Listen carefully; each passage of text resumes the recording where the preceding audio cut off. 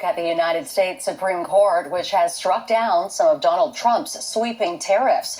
In a ruling released this morning, the court says the law Donald Trump used, the International Emergency Economic Powers Act, also known as IEEPA, cannot be applied to tariffs.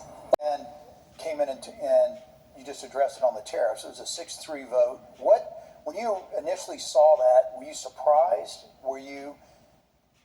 Is that something you were anticipating, that the vote would go the way it did? Or I know you mentioned a lot of the things that they didn't vote on, but did it kind of go the way you thought? I was a little surprised because I was in the Supreme Court hearing. Mercifully, I am not a lawyer.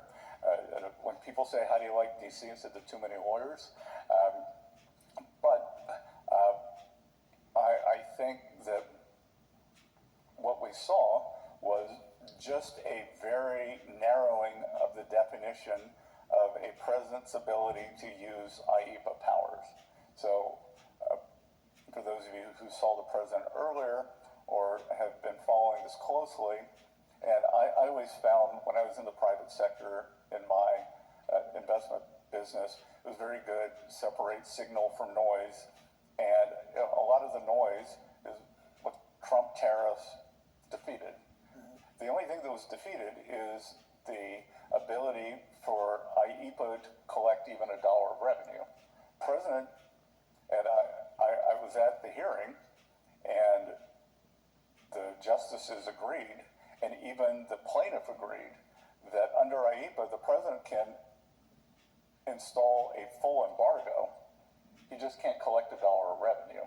So, as I said before, there are 232 and 301 tariffs that have withstood more than 4,000 lawsuits since the first Trump term. There is something called Section 122, which grants the president 5 months to install, to put a global tariff on.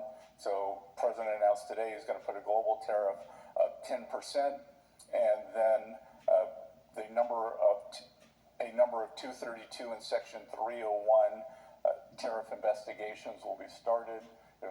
Those take a number of weeks and months to implement. I can tell you that the total amount of revenue that Treasury will collect this year will be little changed, if changed at all. So you already collected around $175 billion or something? Well, that's since that's under the IEEPA tariffs. But is that going to be in dispute? Like, who gets it back or what? Yeah, it's in dispute. Supreme Court did not rule on that today. They pushed it back down to the International Tax and Trade Court. Right. And my sense is that could be dragged out for weeks, months, years. We'll see what happens there. But the look forward, no one should expect that the tariff revenue will go down. And roughly last year, the existing revenues, under the 232s, under the 301s, and some other collection mechanisms, were roughly equal to the IEEPA tariffs. Well, that's going to be a food fight going after $175 billion, isn't it? So. I got a feeling the American people won't see it.